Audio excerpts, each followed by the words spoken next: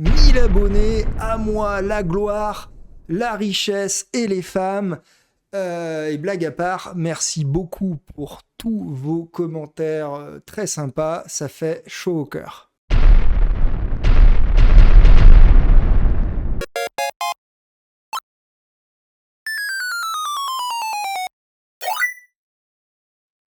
J'étais en train de vous enregistrer la prochaine vidéo et finalement je suis tombé sur un truc de ouf que j'ignorais moi-même et que je pense 99% de la communauté crypto, si ce n'est plus, a totalement pas vu. Et donc du coup, eh bien, je vous la livre, vous l'aurez en avance sur tous les autres. Et c'est très cool d'être un petit peu en avance. Donc, pour ce faire, pour comprendre ce que je vais dire, il va falloir réviser un tout petit peu. Qu'est-ce que ça veut dire, les trucs qui s'affichent sur CoinGecko ou sur CoinMarketCap quand on affiche cette page. Donc, l'information la plus importante et celle que tout le monde regarde, c'est le prix. Et c'est vrai que c'est très très important, le prix.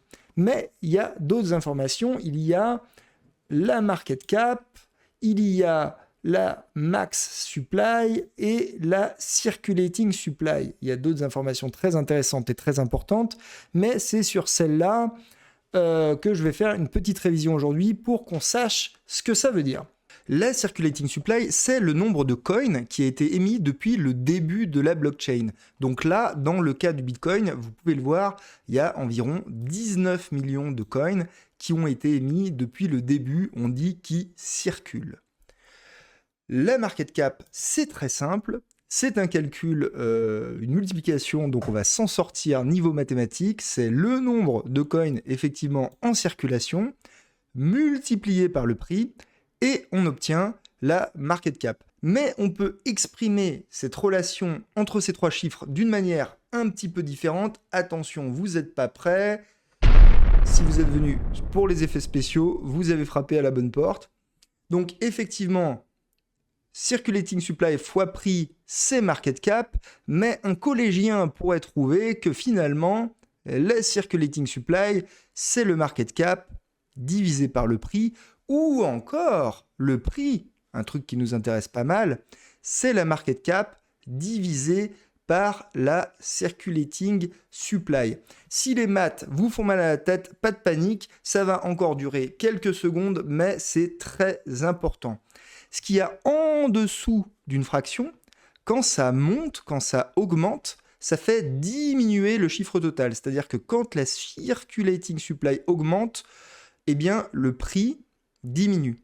Et à l'inverse, quand la circulating supply diminue, ce qu'il y a en dessous de la fraction diminue, ça fait monter le total et donc ça fait augmenter le prix. Donc, ce qu'il faut retenir de tout ça, ce qu'il faut retenir de ce tableau, c'est que plus on émet des coins, et plus ça fait baisser le prix, et plus on retire des coins de la circulation, et plus le prix va augmenter. Alors bien sûr, c'est pas des effets mécaniques directs, c'est en fait une modification de la loi de l'offre et de la demande sur le marché et ça peut mettre du temps à se traduire. D'ailleurs, plus le marché est gros et plus ça met du temps à se traduire. Quand on est fait de l'impression monétaire, vous avez déjà entendu parler de cette histoire de planche à billets, c'est exactement de cela dont on parle, et le marché du dollar est tellement gros que ça met des années et des années à se produire. Cependant, 1 dollar américain ou 10 dollars américains ou 100 dollars américains dans les années 50, on pouvait acheter plus de trucs que ce qu'on peut acheter aujourd'hui. Donc sur le long terme, ça a un effet pour 100 000 dollars. Voilà la baraque qu'on pouvait se payer, je sais pas, à Chicago en 1920, quoi. Donc aujourd'hui, on peut probablement pas s'en payer une. Donc c'est ça un petit peu l'effet de l'augmentation de la circulating supply. Retenez bien ça, c'est très important.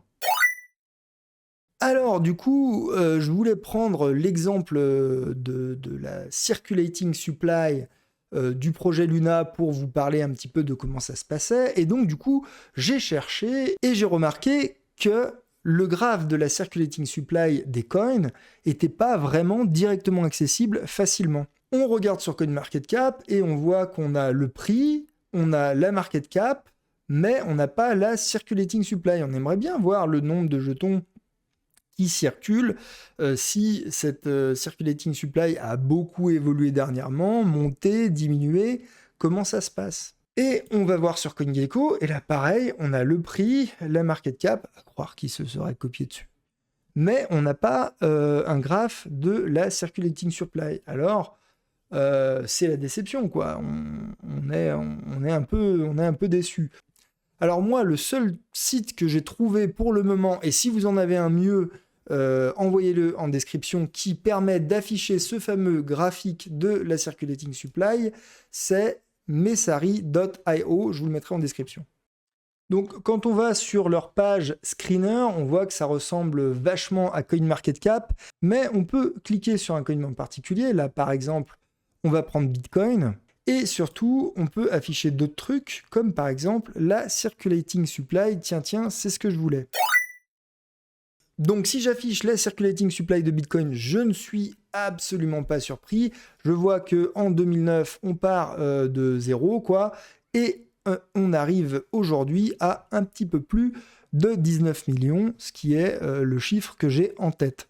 En plus de ça, je ne suis pas surpris parce que je vois mes petits halvings, ces réductions de pente, ces réductions d'émissions de jetons, ce sont les fameux halvings.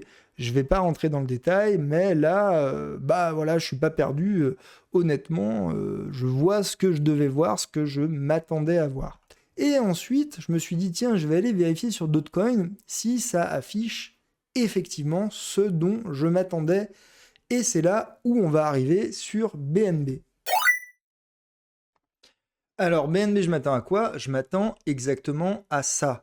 BNB, on lit partout qu'au total, il y avait 200 millions de coins et que tous les trimestres, tous les quarters, il y a un burn de Binance et donc du coup, cette supply diminue. Donc, on devrait voir comme ça un truc en marge d'escalier qui part de 200 millions et qui tombe petit à petit. Et qu'est-ce qu'on voit? Pas du tout ça. What the fuck? Donc du coup, là, on se dit, merde, c'est pas du tout ce à quoi je m'attendais. Qu'est-ce qui se passe? Pourquoi? Donc là, il y a deux possibilités. Soit Messari, ils ont foiré leur graphique. Soit il y a un énorme truc qu'on découvre là et on se dit, tiens, c'est complètement ouf. Alors pourquoi c'est complètement ouf? Eh ben, je le répète, de 2018 à fin juillet 2021, 19 juillet 2021, la supply de BNB monte alors qu'on s'attend à ce qu'elle diminue. C'est-à-dire que régulièrement, on avait des articles comme ça. Regardez, ici, on a un quarterly burn. Donc, qu'est-ce que ça veut dire? Ça veut dire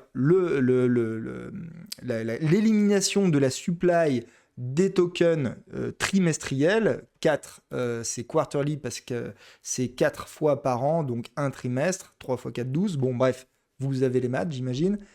Et donc, du coup, ici, on voit qu'il y a 17 trimestres d'affilée avec des burns de BNB et que au total, ça fait tout ça de burn, blablabli, blablabla, c'est cool.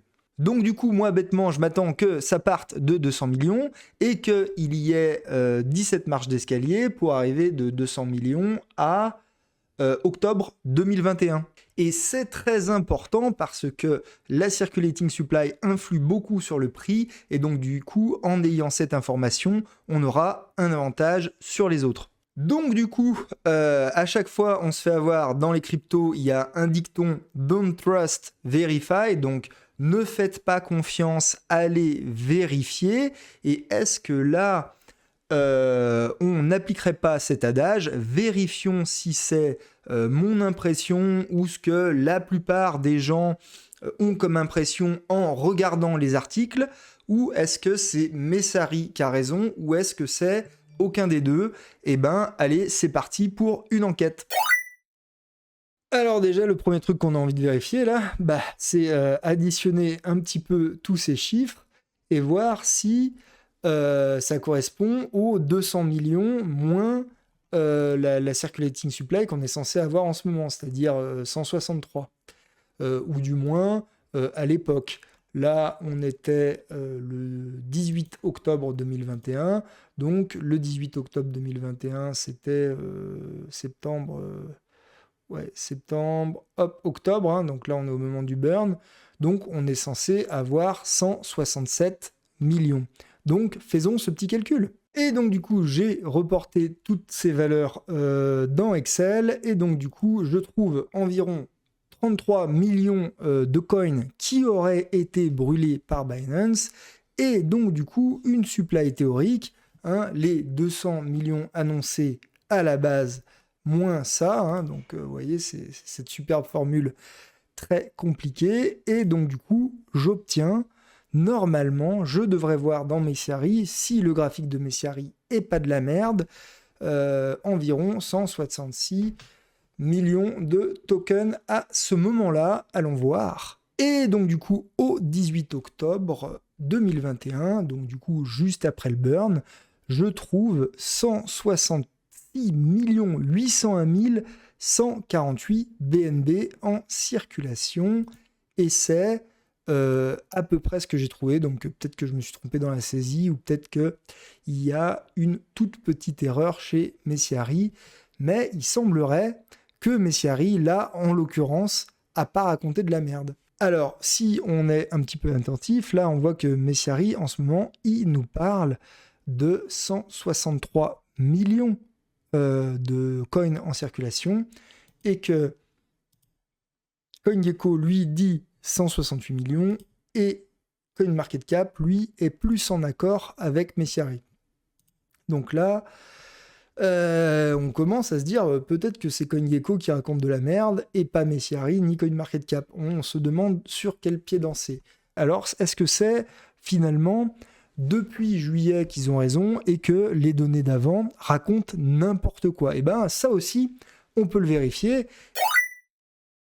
Alors la méthode que je vous propose, c'est de choper quelques-unes des dates des marches d'escalier et ensuite de faire le petit calcul qui nous intéresse.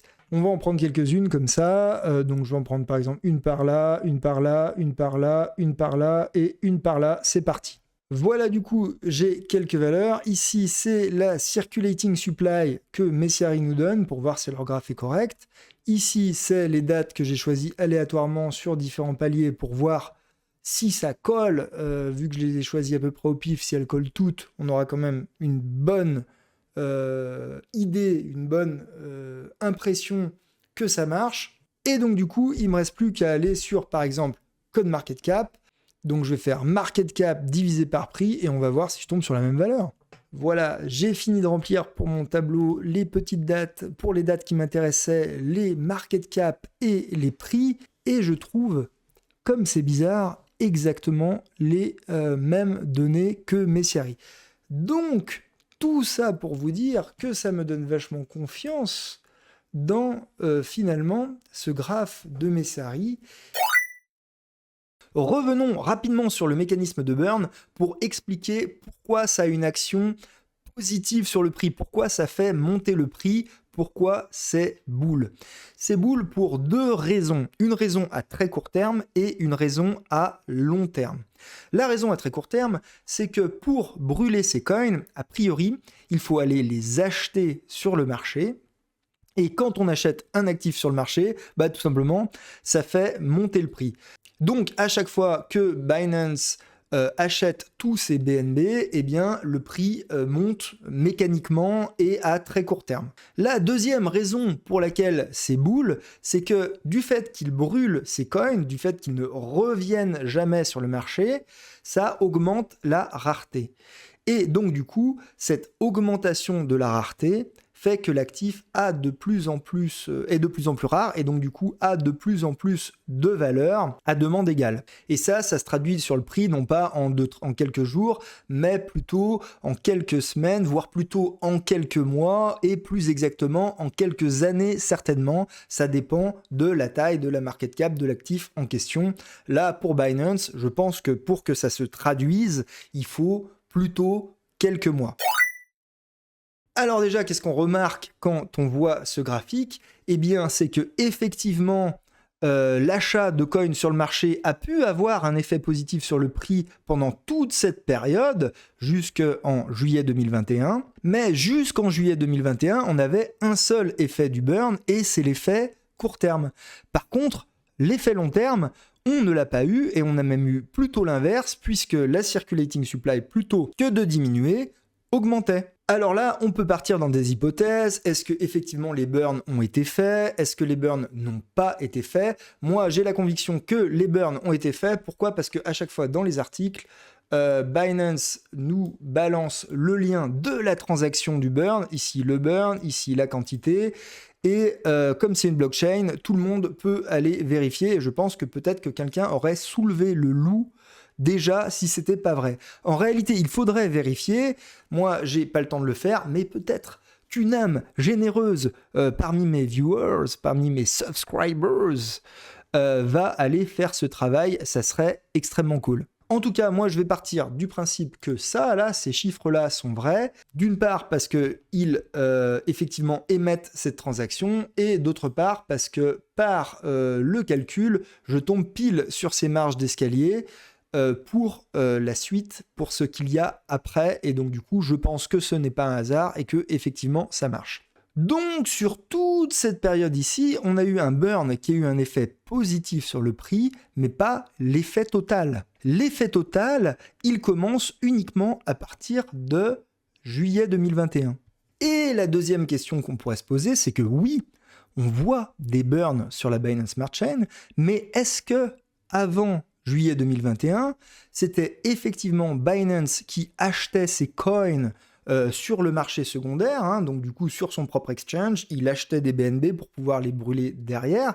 Ça, c'est le narratif, c'est l'histoire qu'on nous raconte, mais peut-être que c'était pas vrai, peut-être que c'était des BNB qu'ils avaient en stock depuis le début et qu'ils ont décidé de burn comme ça, paf, et donc du coup, nous, pauvres corneaux, on croit qu'ils les avaient achetés sur le marché, alors que en fait, pas du tout. Donc finalement, sur toute cette période avant juillet 2021, on n'a pas eu l'effet long terme et on n'est même pas sûr qu'on a eu l'effet court terme. Jusqu'à juillet 2021, ce dont on est sûr, c'est qu'on a eu des burns dont l'effet de rareté commence à se faire sentir à partir de juillet 2021. Alors regardons comment le BNB, le prix du BNB s'est comporté avant juillet 2021 et voir si on peut sentir quelque chose. Alors j'ai mis cette ligne verte ici sur le graphe, juillet 2021, et on voit que la manière dont s'est comporté le prix du BNB avant cette période, c'est une explosion durant le bull run, un 4440 blablabla, donc un x40 quoi en gros, et cela n'a vraiment rien de spécial. Si on regarde le BTC sur la même période, on voit que c'est à peu près la même gueule, on voit qu'effectivement, hop, ça monte à peu près au même moment, et donc du coup qu'un altcoin surperforme le BNB sur cette période, ça n'a rien d'extraordinaire. En fait, on peut absolument rien en déduire parce qu'en bull run, on est tous intelligents, comme il y a tout qui monte, et du coup, qu'est-ce qu'on peut dire? Rien. Alors cependant, on voit qu'ici, il se passe un truc quand même un petit peu sur la circulating supply, c'est ici. En juillet 2020, il y a la circulating supply qui diminue, et ça, peut-être que ça a un effet sur les quelques mois là qui s'en suivent. Regardons. Tout ce qu'on peut voir par rapport à juillet 2020, c'est que peut-être que Binance a décidé de diminuer sa supply à ce moment-là parce qu'il se disait le bear market c'est fini et on va repartir en bull run. Et s'ils ont fait ça, ils auraient eu raison parce que c'est quand même un super point pour pointer du doigt le démarrage du bull run. Et peut-être qu'ils ont eu envie de augmenter l'effet bull run sur leur coin en diminuant la rareté.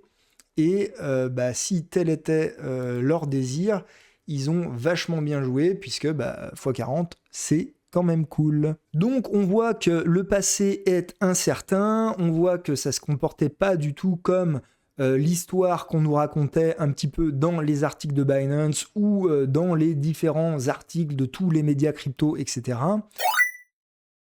mais que depuis juillet 2021, ça se comporte comme ce à quoi on pourrait s'attendre. Et donc du coup, peut-être que cette transformation, ce changement de comportement va avoir un méga impact positif sur le prix du BNB par rapport aux autres actifs crypto. Je dis par rapport aux autres actifs crypto parce que de toute façon, en bear market, tout descend et en bull run, tout monte. Mais tout est relatif. Est-ce que ça descend moins que prévu ou est-ce que ça monte plus que prévu? Et c'est ça qu'on veut savoir. Alors, pour ce qui est des market buys de Binance, on pouvait toujours pas le savoir jusqu'en décembre de l'année dernière, là, donc il y a 6 mois. Donc sur le graphique, ça représente à peu près par ici. Pourquoi ? Parce que maintenant, on a un changement de la politique du burn, un truc qui s'appelle auto-burn qu'ils ont mis en place, est expliqué, ma foi, à peu près correctement. Vous pouvez aller lire l'article et c'est assez intéressant, je dois dire. Il y a une formule que je ne vais pas expliquer ici, mais vous pouvez aller vous faire votre propre idée et puis les prospectives, etc. etc. Donc, depuis décembre, effectivement, il y a un truc de market burn qui est beaucoup plus convaincant, qui rassure un petit peu. Et donc, du coup, l'effet court terme, on l'a déjà très certainement. Quant à l'effet long terme, eh bien, effectivement, on sait qu'il rentre en ligne de compte que depuis juillet de l'année dernière. Et donc, du coup, on a envie de se dire, est-ce que depuis juillet de l'année dernière ou depuis décembre de cette année, il y a un effet spécial sur le prix du BNB.